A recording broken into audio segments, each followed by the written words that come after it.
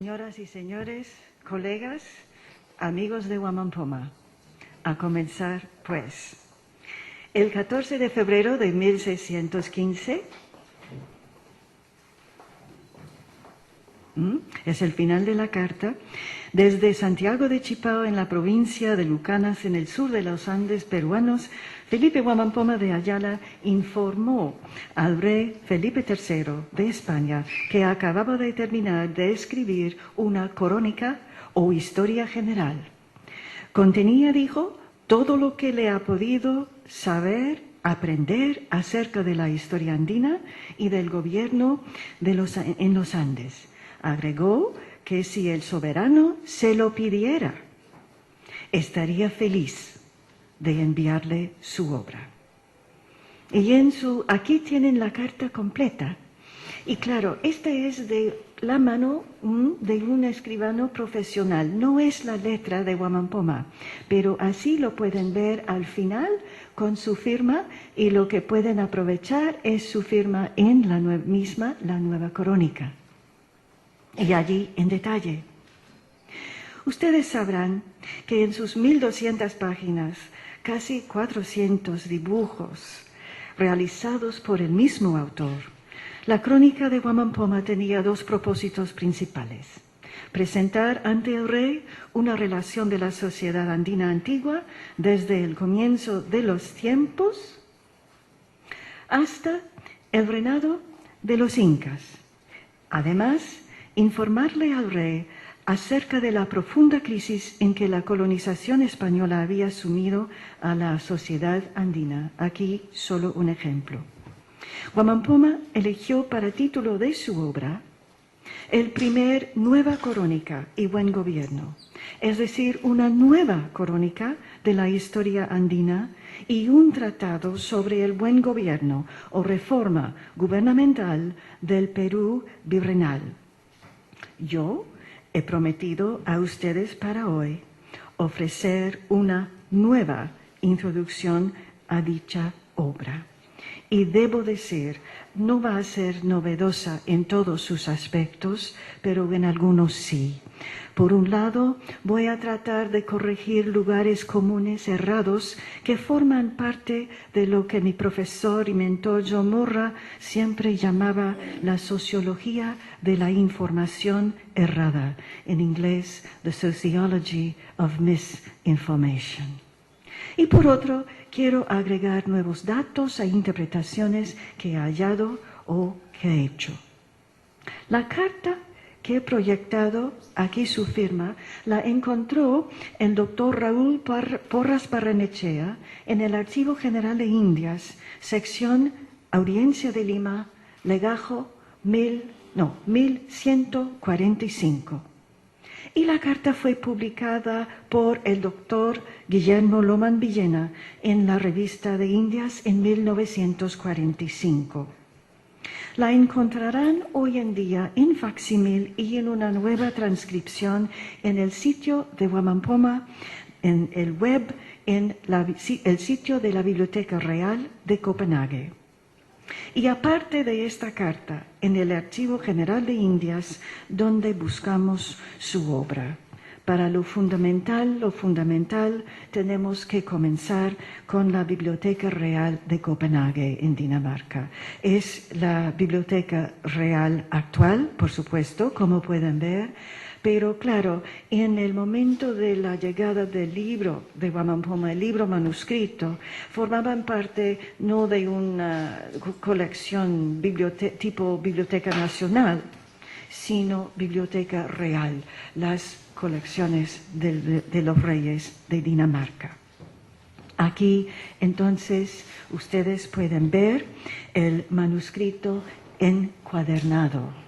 Encuadernado el manuscrito probablemente 2 veces y la segunda vez en el siglo XIX. Ahora, como yo soy estudiosa de letras hispanoamericanas coloniales, sobre todo peruanistas, y también estudiosa de la cultura del manuscrito, van a escuchar de mi parte varios detalles que tienen que ver con el objeto en sí, el preciosísimo objeto en sí, que es lo que poseemos de él. Pero para orientar mi presentación, quisiera dirigirme a las inquietudes que últimamente se han expresado y con más o menos frecuencia. Por ejemplo, muchas veces se ha hablado de su manuscrito como oculto o perdido. ¿Fue así? No. Son premisas erradas, tengo que decir. Y los de ustedes que han trabajado e investigado en archivos sabrán por qué. Las cantidades de materiales reunidas son vastas.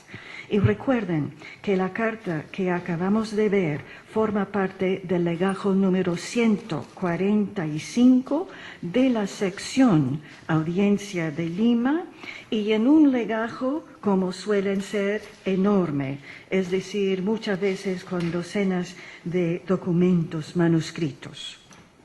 Ocultado no más que cualquier otro documento entre los miles y miles archivados, sobre todo en una colección con la del Archivo General de Indias. Pero perdido, no precisamente.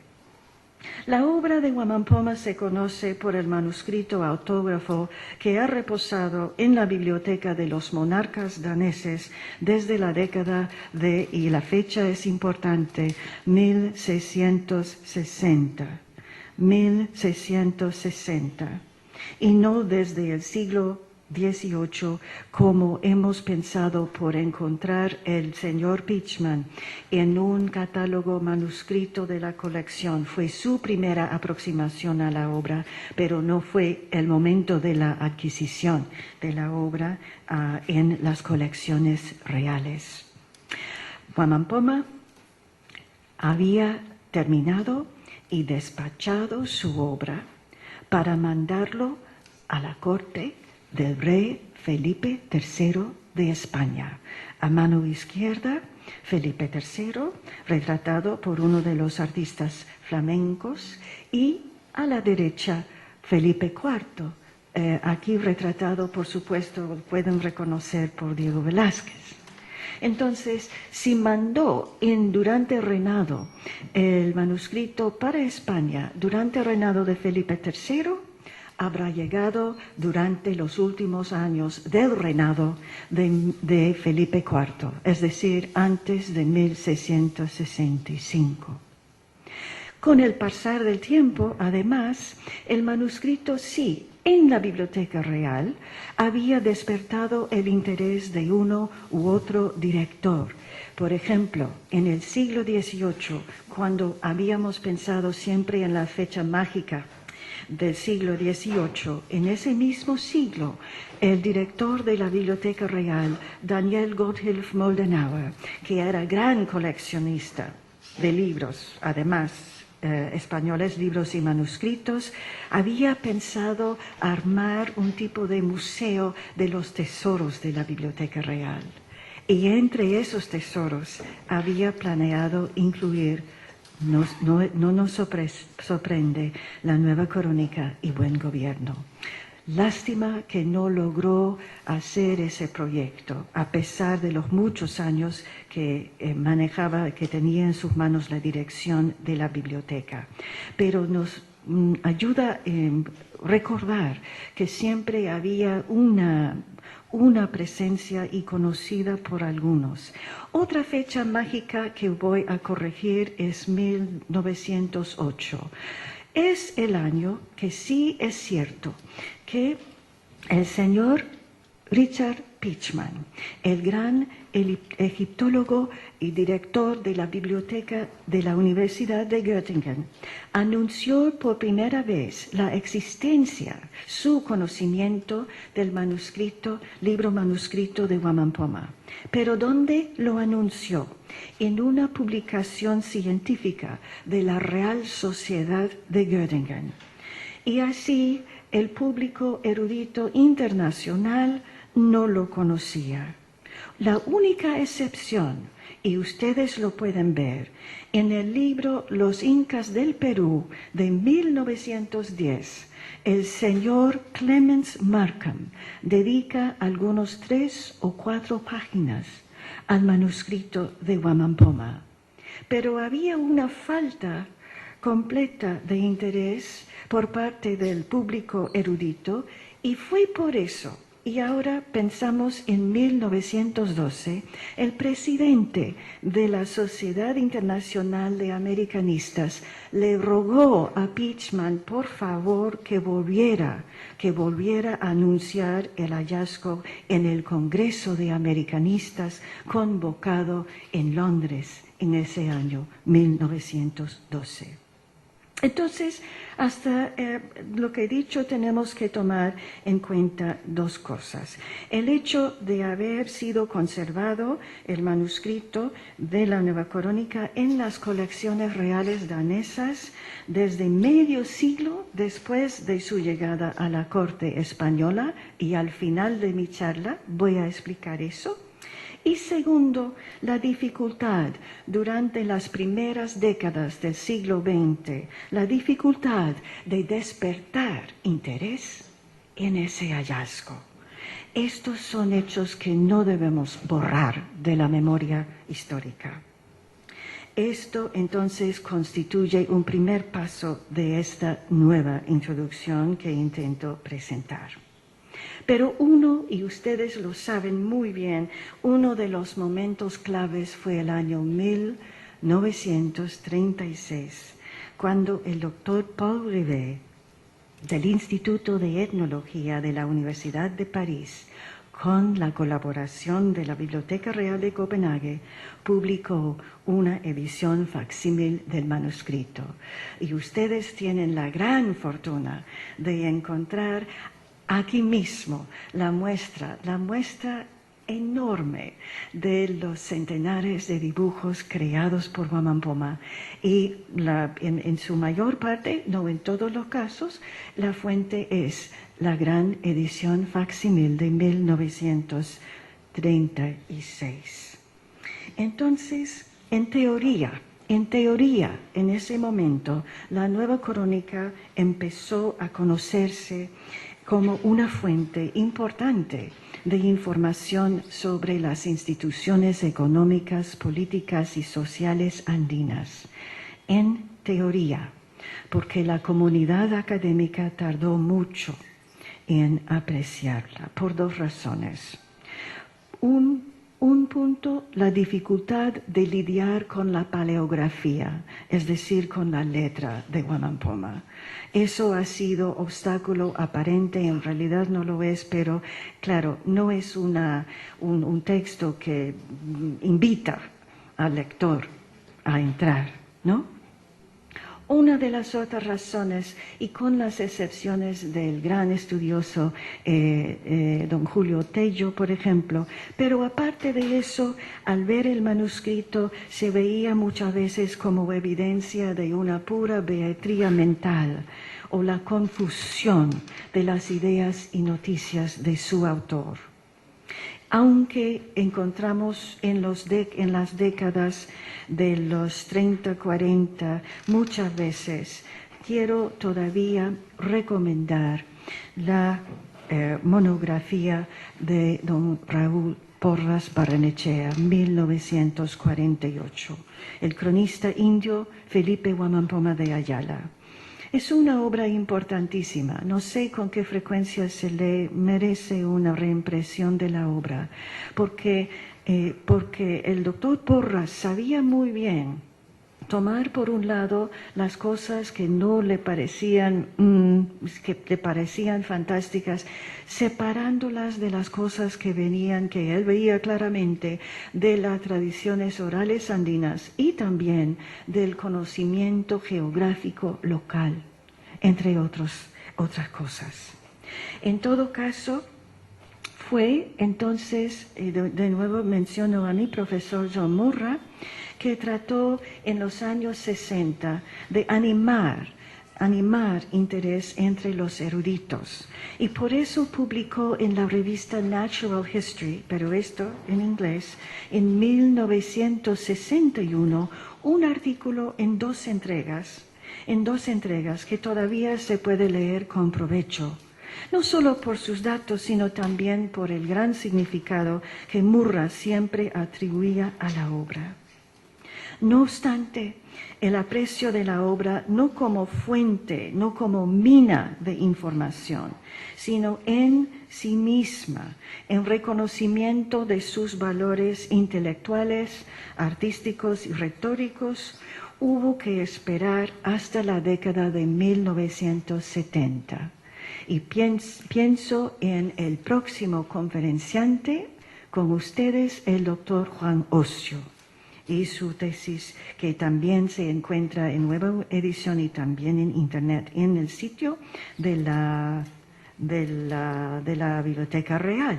Sí, Juan Ocio y algunas otras personas, entre ellos la que viste y calza.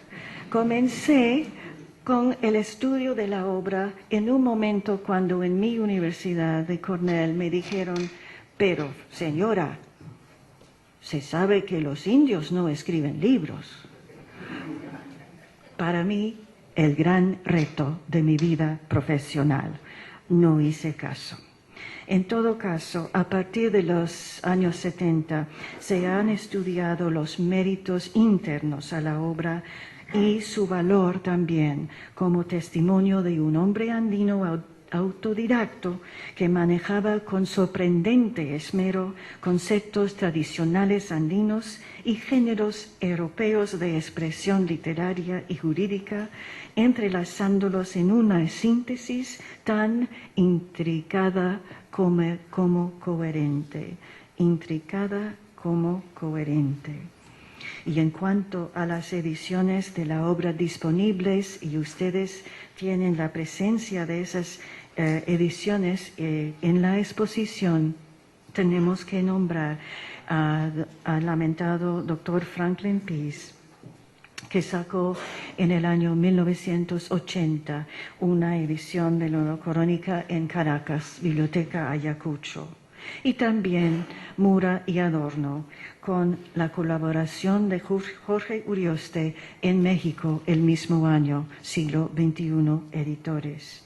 Y entonces Franklin sacó de nuevo también la edición, la tienen ustedes allí, con Jan Szyminski, aquí en Lima, en el Fondo de Cultura Económica, en 1993, otra edición. Y ahora, gracias a la iniciativa de la Biblioteca Real de Copenhague y a la labor del director de su departamento de manuscritos y libros raros, Ivan Bosgrup, se encuentra a disposición del lector desde 2001 el manuscrito digitalizado de la Nueva Crónica y Buen Gobierno. Y desde el año 2004, aquí está acompañado de la transcripción y las anotaciones que John Murra y yo realizamos y de numerosísimas herramientas de lectura. Una cosa es preparar una edición impresa, muy otra cosa preparar una edición en Internet, para Internet. En todo caso, allí, si no lo conocen, tienen la dirección. Allí siempre nada más poner sitio de Wamampoma en Google y ya está. Todo el asunto. En todo caso, antes, va a haber diapositivas en blanco. Y eso siempre crea confusiones, pero no es una confusión, es muy a propósito. Y pueden imaginar el propósito, ¿no? Para mantener la atención del lector, del auditor, ¿no? En lo que voy diciendo. Antes de pasar entonces al análisis de la obra, debemos repasar lo que sabemos acerca de la vida de Wamampoma para situar la vida del autor y su nueva crónica en su época, porque es otra cosa que hay que tomar en cuenta. Recientemente se ha solido caracterizar la vida de Wamampoma como misteriosa. ¿Qué vida o personaje de 4 siglos atrás no nos parece misteriosa si aplicamos nuestros criterios de hoy? Y esto es importante. De nuevo, se comienza con premisas erradas o por lo menos mal orientadas. No es realista esperar encontrar fechas y lugares de nacimiento o de muerte para los colonizados andinos como Huamampoma. Es un tipo de personaje que surge de su propio talento. O sea, al contrario, lo que sabemos de su vida es mucho más de lo que podríamos esperar, y esto es gracias a su participación en transacciones administrativas coloniales, o como ayudante de visitador, o como testigo e intérprete en las composiciones de tierra. Solo el Inca Garcilaso se aproxima a realizar nuestras expectativas, y por muchas razones. Primero, por haber nacido en el ámbito de los colonizadores letrados del Cusco y por haber pasado toda su vida de adulto en España, por supuesto por haber escrito obras publicadas en Córdoba y en Lisboa, y también por haber sido, por supuesto, objeto de estudio de investigadores de la talla de Raúl Porras Barrenechea, con estudios como su notable El Inca Garcilaso en Montilla y de allí en adelante. Y no podemos no mencionar a don Aurelio Miró Quesada, a José Durán y a tantos otros que ustedes conocen, importantes intelectuales peruanos más que de otros países. Hay una buena tradición francesa, por supuesto. Pensamos en la visita de Pierre Lubios, el doctor Lubios, muy pronto. Y si pensamos en los personajes como Huamampoma, personajes que rescatamos de los archivos, verán ustedes estudios recientes que han rescatado de los archivos fragmentos de las vidas de personajes que sí están en la línea de Huamampoma, es decir, personas andinas que en algún momento trabajaban al nivel local, normalmente en la administración del gobierno o civil o eclesiástico.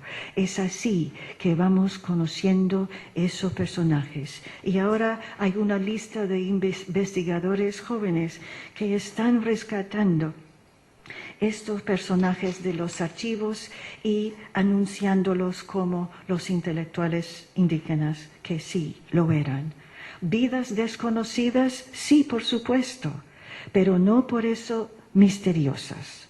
¿Qué es lo que implica? Algo escondido, algo deliberadamente ocultado. No tenemos ninguna evidencia que nos permite lanzar tal hipótesis en el caso de Huamampoma, ni en cualquier otro de los casos que conocemos. Y esto me parece que vale la pena tomar en cuenta. Otra novedad, si se quiere o no, de esta introducción. Claro, y ustedes saben perfectamente cuál es el elefante en la sala. Lo sabemos, ¿verdad?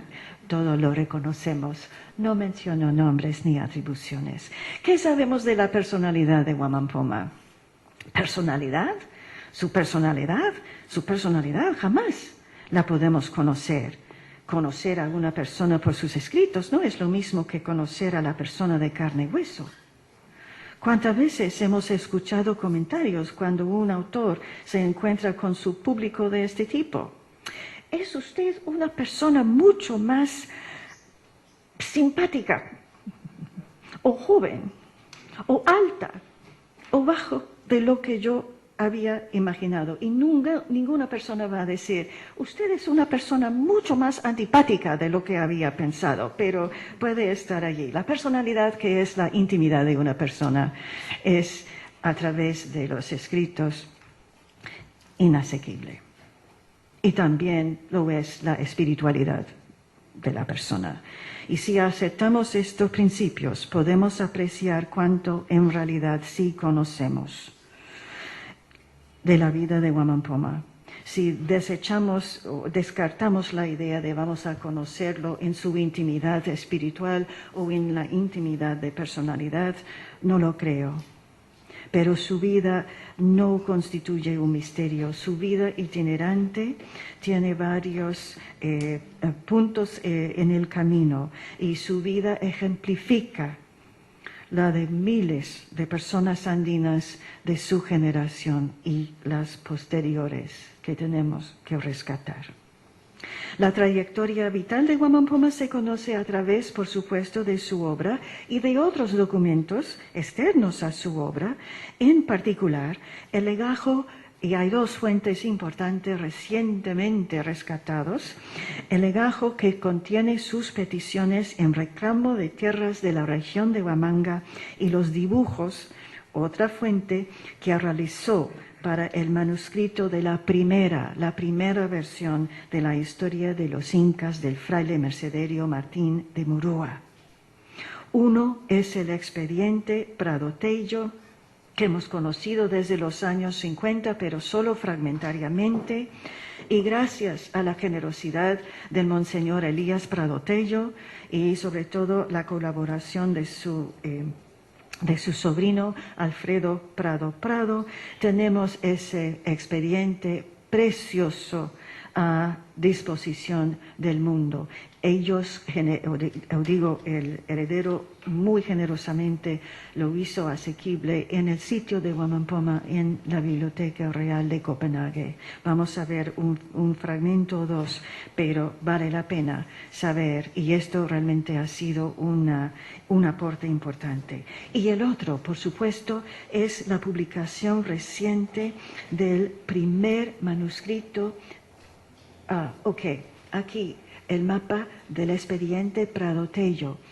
Un mapa, y ustedes pueden apreciar el parecido con los dibujos de Guamán Poma en la Nueva Crónica. Van a ver esta imagen más tarde, ahí en el centro, la ciudad de Huamanga. Y aquí un dibujo pintado a acuarela del primer manuscrito de su Historia de los Incas de Fray Martín de Murúa, en posesión de una colección privada en Irlanda, conocido ahora como el manuscrito Galvin por su dueño, y publicado en facsímil por Testimonio Compañía Editorial en Madrid 2004. Y así reconocemos la generosidad del Monseñor Prado Tello y sus herederos, el doctor Prado, por haber puesto a la disposición de los investigadores el preciosísimo manuscrito que formaba parte de su archivo familiar desde el siglo XIX. Y con respecto al primer Murúa, el hallazgo le debemos al empeño y la persistencia durante tantos años de nuestro colega y amigo, el doctor Juan Ocio. Quiero detenerme en algunos de estos datos que tenemos de la vida de Guamán Poma para enfatizar lo mucho que conocemos.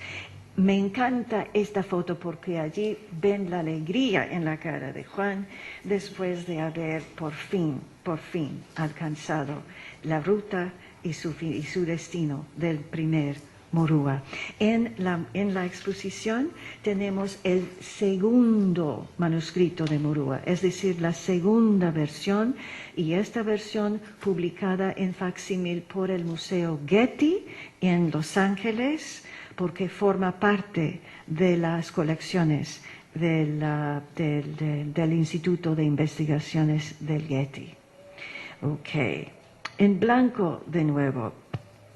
Ustedes sabrán que según sus propias declaraciones, Guamán Poma nació después del tiempo de los incas y, como ya hemos señalado, afirmó, o no lo hemos señalado, pero sí afirma haber tenido 80 años de edad en el momento de acabar su obra. 80 años no sabemos. ¿Cuántos de nosotros nos levantamos por la mañana y algún día vamos a decir, ¡ay!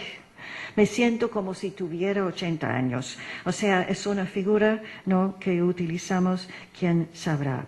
A pesar de lo poco probable que sus cálculos sean precisos, yo siempre tentativamente sitúo el periodo de su nacimiento entre mediados de 1530 1550 y de su muerte ciertamente después de 1615, porque hace referencia en la Nueva Crónica al final del reinado como virrey de don Juan de Mendoza y Luna, el marqués de Montesclaros, que terminó su reinado virreinal a finales del año 1615. Gracias a las investigaciones de Pablo Macera y otros podemos confirmar o por lo menos afirmar que Huamampoma era descendiente de los Micmacuna o miembros de una comunidad étnica enviados con privilegios especiales por el Inca para colonizar una nueva área conquistada. Sus antepasados habrían sido originarios de Huánuco, desde donde emigraron para instalarse en Huamanga, probablemente en el siglo XV.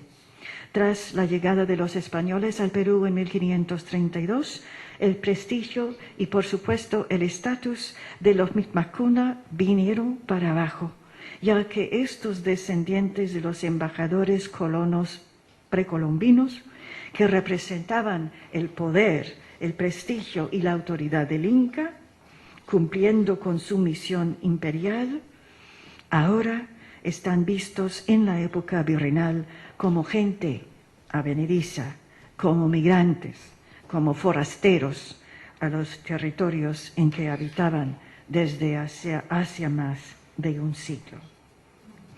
La herencia Micmac de Huamampoma explica por qué el cronista identificaba el origen de sus ancestros con Huánuco en la cordillera y al mismo tiempo ubicaba su legado familiar y su propia historia en las áreas de Huamanga. Y aquí tienen las dos versiones suyas de Huamanga en el expediente Prado Tello de la última década del siglo XVI y aquí en la Nueva Crónica, digamos, por supuesto, a partir de 1600, probablemente 1612, 13, por ahí. Y también Lucanas, en el departamento de Ayacucho. Documentos del tardío siglo XVI confirman sus aseveraciones acerca de haber vivido en esas zonas y además varios investigadores de otras disciplinas, no la mía, han aprovechado documentación geográfica, topográfica, institucional y etnológica para confirmarlo. El escenario de los recuerdos juveniles de Huamampoma y de sus litigios en defensa de sus propiedades heredadas fue la nueva ciudad colonial de Huamanga, hoy Ayacucho. Huamanga puede ser, pero no lo puedo afirmar, puede ser el lugar donde nació. Y claro, más o menos a 100 millas hacia el sur, aún dentro de la jurisdicción colonial de Huamanga, en la provincia de Lucanas, Huamampoma habrá trabajado como asistente, como ayudante al inspector eclesiástico Cristóbal de Albornoz, y eso habría sido hacia finales de la década de 1560. ¿Qué sabemos de esa relación, aparte del retrato que pinta aquí a Albornoz?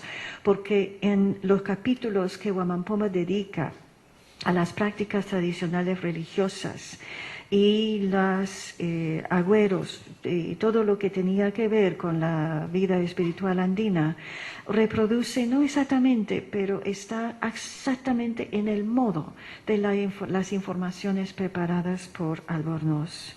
Y por eso podemos dar credibilidad a eso. Pero el segmento de su vida que mejor conocemos, y esto a través de fuentes externas, es el periodo de 6 años que corre desde 1594 a 1600. 1594-1600. Porque durante esa década sirvió como intérprete y testigo en procesos legales en Huamanga que confirmaban títulos de tierra e implementaban los reglamentos que resultaban en las redistribuciones forzadas de comunidades andinas dictaminadas más de una década atrás por el virrey Toledo. Pero al mismo tiempo, Huamampoma, gracias al expediente Prado Tello, lo conocemos, litigaba para defender ante la Real Audiencia de Lima sus propios intereses y los de su familia sobre las mencionadas tierras del Valle de Chupas, a solo unas pocas leguas de la ciudad de Huamanga. En el mismo periodo, hemos calculado, trabajó para Fray Martín de Murúa, ilustrando con dibujos, 112 dibujos, la primera versión de su historia, la de Murúa del Imperio de los Incas. Y ustedes ya lo saben, de las dos versiones. En la primera versión pone la fecha en la portada de 1590, pero sabemos por evidencias internas al manuscrito que la terminó hacia el año 1596, y es por eso que trae acontecimientos posteriores a 1590. Entonces, en esos años, muy probablemente Huamampoma ilustró la primera de esas dos versiones, el manuscrito Galven, con los 112 dibujos pintados con acuarela. Y entonces, había una ruptura, por decirlo así, entre Huamampoma y Murúa, y a partir de 1600, Murúa fue comenzando a elaborar su segunda versión de la obra, y ustedes tienen en facsímil esa segunda versión. Pone la fecha 1613, pero un poquito más tarde se habrá terminado, y no tiene 400 dibujos como Huamampoma, no tiene más de 100 dibujos como el primer Murúa, sino contiene como un par de docenas de dibujos. Solo 3 de esos dibujos son de la mano de Huamampoma. ¿Qué habría hecho? Habría importado desde su primer manuscrito esas 3 imágenes. Y ustedes, porque se ha abierto el manuscrito del segundo de Murúa en la exposición, en facsímil, se ha abierto a una de esas páginas que lleva uno de los dibujos de Huamampoma, y ustedes lo van a reconocer inmediatamente como fruto de su mano, comparándolo con la maravillosa exposición que ustedes tendrán alrededor. ¿Un pájaro o un teléfono? En Huamanga, a través de media década, de vuelta a Huamanga, le acusaron los chachapollos de ser impostor, y no solo eso, algo muy muy feo, no era cacique, pero se lo llamaba así, y boom. Entonces, condenado allí en el tribunal de Huamanga, y fue exiliado de la ciudad de Huamanga por un radio de 6 leguas de la ciudad. Y también le condenaron a 200 azotes y 2 años de exilio. Los azotes, no sabemos de eso. Y en la Nueva Crónica, curiosísimamente, la única alusión, y no digo referencia, sino alusión en el sentido estricto de la palabra, que tenemos a su destierro es cuando en esta página, en El Buen Gobierno, allí la página completa el fragmento y la transcripción, los dichos indios comunes desde tiempo en el año que andamos de 1600, y pone no el segundo cero, pero está allí. Es la única referencia, referencia no, sino alusión a lo que le habría pasado en el año de 1600, cuando andamos, dice. Ok, entonces, avanzando en blanco de nuevo, debemos considerar, a raíz de estas fuentes, por un lado el expediente Prado Tello, y por otro la publicación de la primera versión de la historia de Murúa, que hemos podido agregar nuevos datos a su historia. Y fíjense cómo va saliendo estas cosas. Pero para mí, lo que mejor conocemos de Wamampoma, su personalidad tal cual no, pero lo que sí conocemos es su valentía al reclamar tierras ancestrales y lidiar por su devolución contra fuerzas superiores. Eso por un lado, por el expediente, y por el otro, su gran talento, el desarrollo de su talento artístico gracias al primer Morúa. ¿Cómo entonces se distingue la obra de Wamampoma si se compara con otras obras de la misma índole? Bueno, ustedes sabrán que hemos tenido que esperar hasta 1570 y la transcripción del testimonio del príncipe Titucusi Yupanqui. Y más tarde, en la misma época de Wamampoma, de Juan de Santa Cruz Pachacuti Salcamayhua, su relación de antigüedades desde el Reino del Perú. La nueva crónica de Wamampoma, 1615, y por supuesto la primera y la segunda partes de los comentarios reales del Inca, 1609-1617. ¿Qué es lo que faltaba antes? Esa perspectiva que venía del lado de los indígenas y de los mestizos. Y de este pequeño grupo que tenemos, vamos a concentrarnos, por supuesto, y yo voy avanzando, en ciertos datos puntuales. Por ejemplo, podemos reconocer la obra de Wamampoma por una fidelidad histórica. Depende de qué tipo de historia se busca. Si es historia de las tradiciones, costumbres, prácticas etnológicas tradicionales, sí, siempre ha sido gran fuente para esas cosas. Si es sobre la historia de la conquista del Perú, no. ¿Por qué? Hay dibujos allí preciosos que ustedes van a ver. El argumento de Wamampoma, porque su obra es una reescritura de la historia andina, ¿no es cierto? Y ciertamente de su conquista, donde verán, lamento no tenerlas aquí, porque se me ocurrió solo al ver esa grandísima y buenísima exposición. Cuando pone, y ustedes lo pueden a ver si lo encuentran, pone los embajadores del Inca, y los embajadores del Inca, el padre de Wamampoma, y los embajadores del rey Carlos V, los conquistadores Pizarro y Almagro, en una relación diplomática, una entrega pacífica del mando al rey, al emperador español.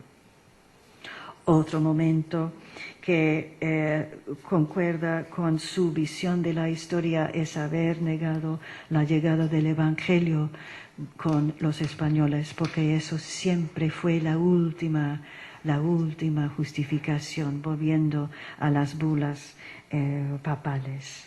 No, dice Wamampoma, éramos antes cristianizados. Ahora, yo no tengo tiempo para entrar en este argumento. Por la falta de tiempo, quizá tenemos tiempo para preguntas. Muy bien, y lo hago con el mayor gusto. ¿Cómo entonces llegó la idolatría al Perú? Lo atribuye, por supuesto, a los incas, que eran el imperio después de sus antepasados, en el relato que da de su propia historia.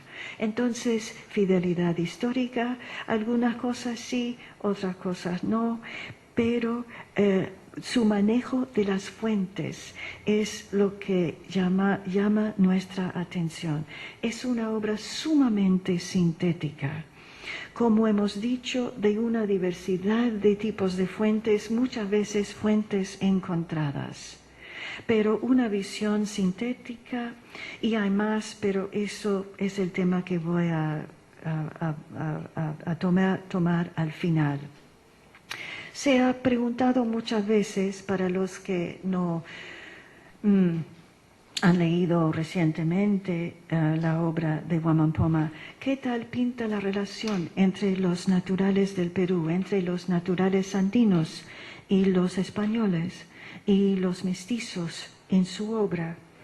Bueno, él siempre ustedes sabrán el término indio ladino, fue un término muchas veces aplicado a él. Él jamás en su vida habrá usado el término indio ladino. ¿Qué era el indio ladino? El ladino era la persona que había captado por lo menos parte de la lengua castellana, que era practicante de la religión cristiana y que había adoptado algunas costumbres de los europeos. Pero el término ladino tenía también otro significado, connotando valores negativos de maña, de ardid y de no ser digno de confianza.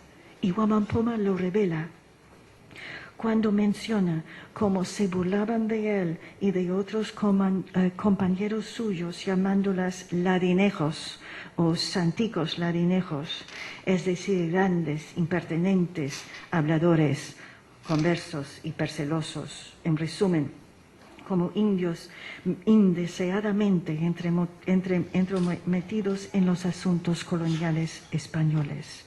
No, ladino no. Pero tal como la noción de indio ladino es un término mixto, tal fue la mezcla cultural y racial de la colonia en que Guamán Poma vivía. Y de eso yo siempre he hablado en nuestra edición de Madrid de 1987. Había utilizado yo el término zona de contacto. Estamos en la época de Guamán Poma donde no hay una separación perfecta y completa. Ustedes lo saben, de la comunidad de los indios, la comunidad de los españoles, la comunidad de los mestizos, la comunidad de los criollos. No, en esa zona de contacto todos estaban en contacto. Esa era la ensalada, si se quiere, en que vivía Guamán Poma. Una zona de contacto, en inglés ustedes lo sabrán como contact zone, que mi colega y amiga Mary Pratt utilizó a partir de algunos años más tarde. La actitud, sin embargo, de Guamán Poma hacia el mestizaje racial era tajante. Y aunque aquí lo vemos, esto para mí es uno de los dibujos graciosísimos de la obra, porque ¿quiénes son estos chiquititos? Hablando y hablando, gesticulando con la mano. Son los mesticillos. Son los chiquititos que van dice, hijos, oh, por Dios, de los padres doctrinantes, mesticillos y mesticillas, lo lleva un arriero español alquilado a la ciudad de los Reyes de Lima. Media docena de niños lo lleva y allí ustedes los ven. Aparte de ese dibujo tan encantador, no, para Guamán Poma el mestizaje representaba la ruina de la sociedad andina tal como lo conocía. Y tenemos que recordar que estamos no en una época de la sobrepoblación, como se dice hoy, sino en una época cuando la población andina estaba desmantelándose la sociedad por ser explotados como mano de obra en los campos y llevados a la muerte en las minas de plata y sobre todo en las minas de azogue. Y la manera de escaparse era muchas veces ir a las ciudades donde Guamán Poma los caracterizaba por vivir el disipado estilo de vida de bribones y prostitutas. Y claro, desde un aspecto social, económico, Hay que recordar que los mestizos, la población mestiza, estaba exenta de pagar tributo a la administración colonial y estaban aumentando obviamente para Wamampoma de una manera en números alarmantes. Pero la nueva crónica, ¿es la obra un ejemplo de mestizaje? Sí, sí. Si se quiere definir el fenómeno como cruce y convergencia de culturas, por supuesto, pero no si se quiere ver la obra desde la perspectiva de la biología de la mezcla de sangres. Última pregunta. ¿En qué consiste el significado, o mejor dicho, la grandeza de la obra de Wamampoma? No tengo tiempo, pero me animo para hacerlo, porque ustedes tienen allí en la exposición una imagen grandísima, grandísima del mapamundi de Wamampoma. Y esa raíz, espero que puedan tomar por fe lo que les voy a decir, porque no tengo tiempo para explicarlo. Para mí la grandeza de su obra consiste en su valentía. Ahora no de su persona, que he mencionado antes como activista o peticionario o como litigante, ni tampoco en su rol escriturario de arbitrista, que se autoproclama consejero al rey. Su valentía, su verdadera valentía y su audacia se suman en sus logros como intelectual, en su capacidad para armar una visión, toda una visión compleja y coherente del mundo andino en sus aspectos pasado, presente y futuro. Y esto dentro de un marco a la vez local o regional y universal. Y cuando digo universal, por supuesto, estoy diciendo occidental. Hemos aprendido que lo universal es otra cosa. Este es el meollo de mi nueva introducción a la nueva crónica y no lo puedo elaborar aquí en detalle, pero quizá tentarlos a acompañarme el jueves en la Católica al mediodía. Pero voy a tratar de resumir este argumento. El mapamundi de Wamampoma, y aquí lo ven, pero mejor se ve, bueno, para ustedes, mejor se ve en esta imagen o en esta. ¿En esta? El otro, el anterior. Ok, no vamos a tomar un voto porque probablemente vamos a quedarnos en la imposibilidad de comprometernos con ninguno con el otro. Este mapamundi que hemos estudiado, comenzando con Juan Ocio, Nathan Bastel, por su simbología cosmológica andina de la cuadripartita de la división del espacio simbólico, pero a la vez vemos aquí las líneas rectas de longitud, de latitud, del estilo de occidental. Vemos también la fantasía de una sirena que nos está saludando. Vemos algún mono u otro y vemos, bueno, ustedes tienen que estudiarlo allí de cerca, pero puede parecer como la pura fantasía. No lo es. Pero a la vez no solo podemos tomar en cuenta esta imagen, tenemos que tomar en cuenta su texto en prosa. Y para estudiar la obra es uno de los principios a los cuales me he dedicado siempre. Imagen y texto. Y si coordinamos la imagen con los textos, dos formulaciones nos da Wamampoma: su conceptualización de tiempos pasados, las edades del mundo.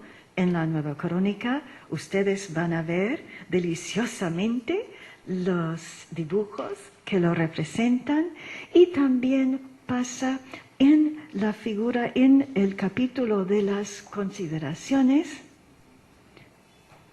Ups, algo desapareció. Well, we'll just have to let it go at that. En todo caso, en sus consideraciones morales, ofrece un cuadro de los tiempos futuros del mundo andino. Y podemos, coordinando los textos verbales y el visual, podemos vislumbrar los resultados de sus propuestas proféticas en el mapa. Let's see if we have it again. Así propongo, sin explicación, no me van a creer, ¿qué vamos a hacer? Tenemos que hacerlo en otro momento. El enigmático Mapamundi es realmente el ápice de la obra. Es la culminación simbólica que resume y condensa la compleja visión de su autor. Postulo además que el Mapamundi presenta su conceptualización profética del fin de la historia, quiero decir, el cumplimiento del destino histórico y trascendental de las Indias del Perú. Y no es una visión utópica. Otra cosa que hemos llegado aceptando, yo no, ahora, sobre todo al hacer esta lectura de su obra, nada de utópica.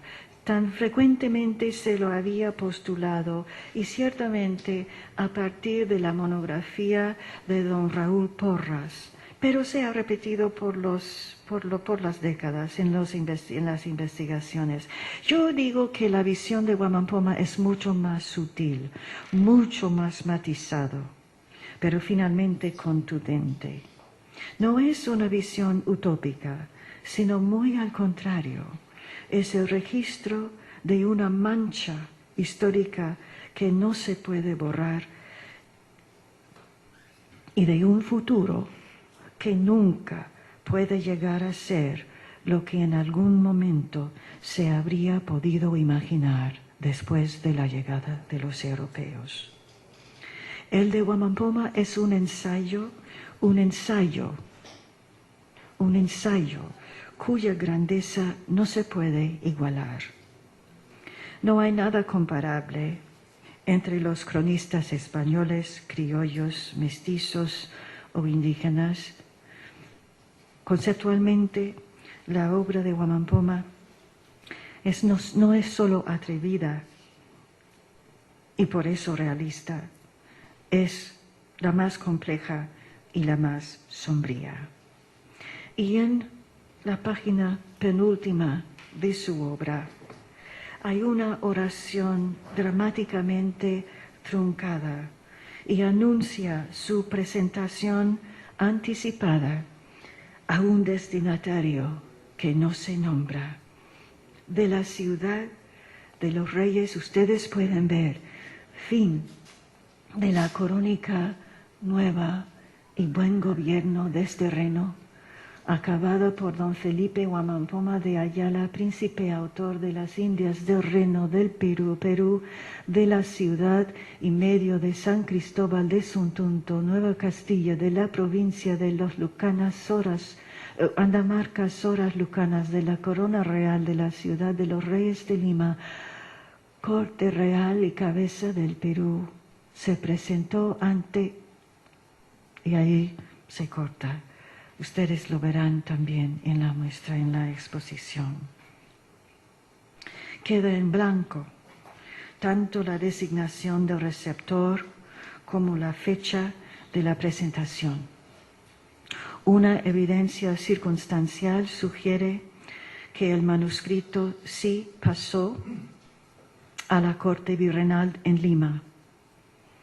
Un religioso franciscano, Fray Buenaventura de Salinas y Córdoba, quien sirvió como paje en la corte del virrey don Juan de Mendoza y Luna entre 1607 y 1615, repita en su propia obra la versión poco común de la historia andina preincaica de Wamampoma, y esto en la obra de Salinas y Córdoba el Memorial de las Historias del Nuevo Mundo, Perú, del año 1631.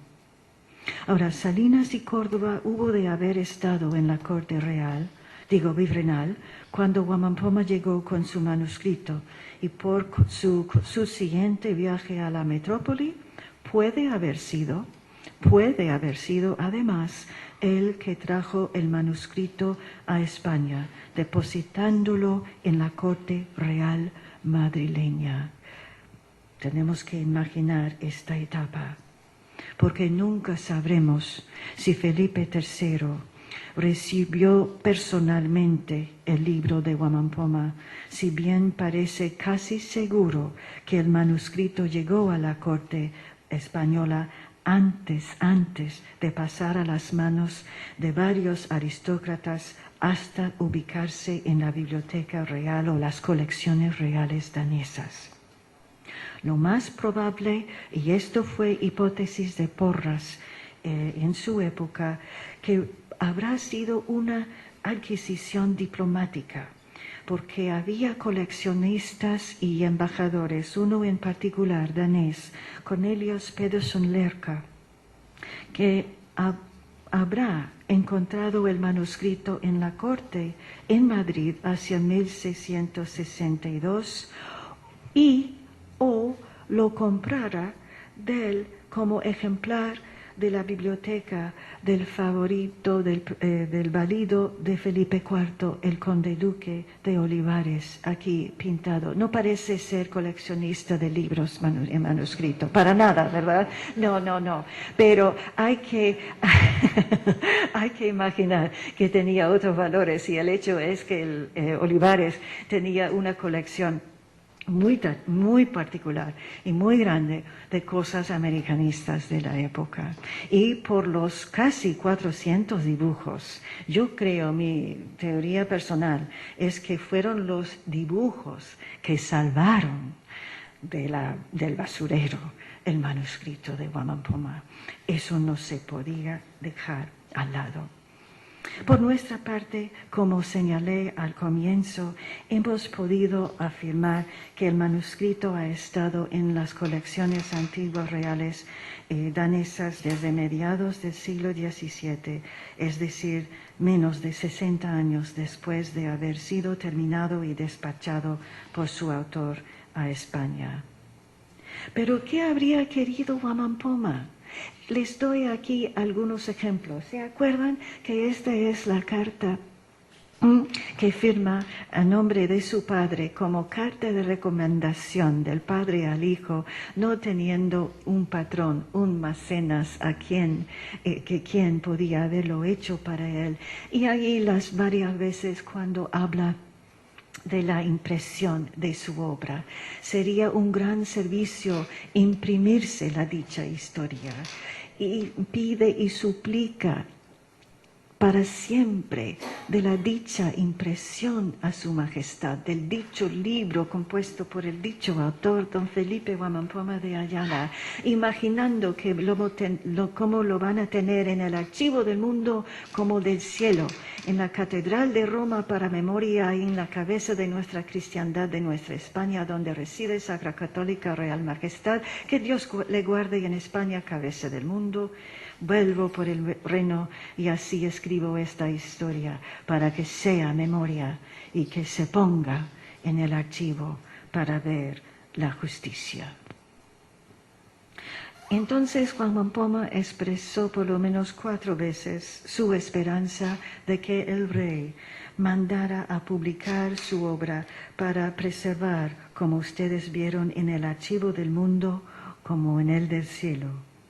Pues si no en el cielo, en el del mundo sí. Los refranes y lamentos de Huamampoma: escribir es nunca acabar. No hay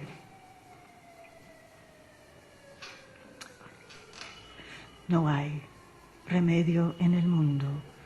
Han tenido y tienen en ámbitos siempre más amplios, más extensos, su resonancia mundial. Muchas gracias.